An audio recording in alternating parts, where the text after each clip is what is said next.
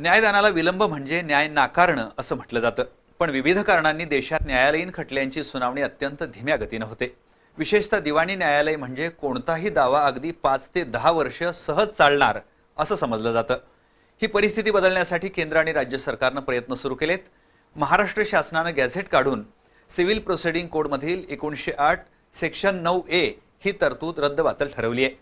या तरतुदीनुसार एखाद्या न्यायालयाच्या अधिकार कक्षाला आव्हान देता येत होतं.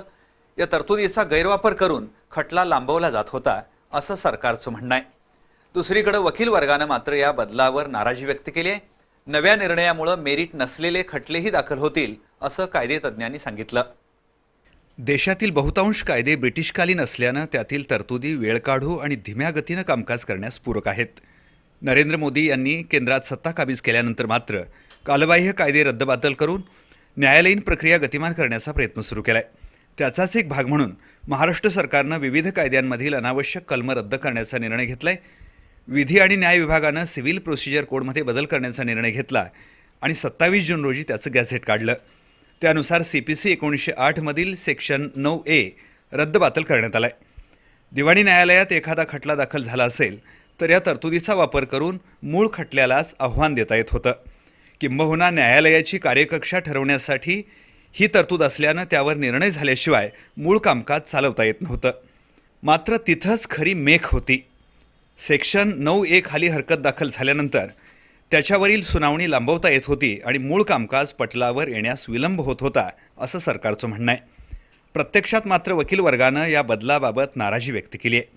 विनाकारण आणि हेतुपुरस्सर दाखल केलेल्या खटल्यांच्या विरोधात ते प्रभावी अस्त्र होतं असं कोल्हापूर बार असोसिएशनचे अध्यक्ष ॲडव्होकेट प्रशांत चिटणीस यांनी आवर्जून सांगितलं. मेरिट नसलेले खटले निकाली काढण्यासाठी ही महत्त्वाची तरतूद होती असंही ते म्हणाले. पण महत्त्वाचा भाग जो होता की 9A मुळे बरंच लिटिगेशन मात्र कम टू एंड एंड होत होतं. फक्त अफोर्डेबल लोक कॅन यूज टू गो, ते वरती जाऊ शकत होते, अप्रोच करत होते. पण त्यामुळं 9Aचा पर्पज जो होता तो डिफीट होत नव्हता. 9A मुळे अननेसेसरी लिटिगेशन निश्चितपणे कमी झालं होत होतं. हा आमचा वकिलांचा अनुभव आहे. आता प्रश्न राहिला असा की 9A शिवाय 711D एक तरतूद आहे की ज्याच्यामध्ये जर दाव्यामधल्या विधानांच्या वरून दावा चालण्यास पात्र नसेल तर तो काढून टाकण्याची तरतूद आहे. 14A नावाचा एक रूल आहे की 14A मध्ये 2 मध्ये असं आहे की प्रिलिमिनरी इश्यू डिसाईड करावा, फ्रेम करावा आणि डिसाईड करावा. पण ते ऑब्लिगेटरी आहे नाही असं नव्हतं.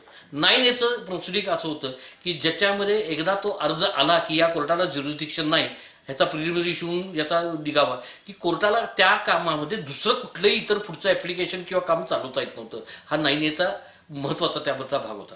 अर्थात 9A गेल्यामुळे आता बाकीच्या ह्या 711D किंवा 14(2)चा वापर केला जाईल हे होईल असं आमची धारणा आहे. आणि कॉर्पोरेशनच्या किंवा वैधानिक ज्या संस्था आहेत या संस्थांच्या वतीनं काम करताना त्यांच्या स्टॅच्यूटमध्ये असलेला बार जो होता किंवा दावा चालण्यास अपात्र आहे असा ज्या तरतुदी होत्या त्या 9A खालती चांगल्या पद्धतीनं वापरता येत होत्या.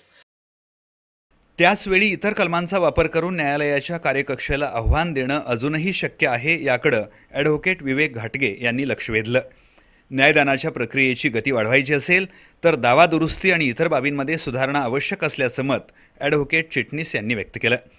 काही व्यक्तींनी सेक्शन 9Aचा गैरवापर केला हे मान्य केलं तरी सरसकट तरतूद रद्द करणं योग्य नसल्याचा पुनरुच्चार केला.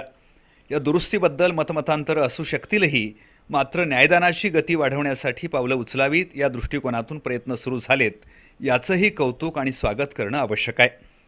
बी न्यूजसाठी वृत्तसंकलन विभागासह अमोल माळी.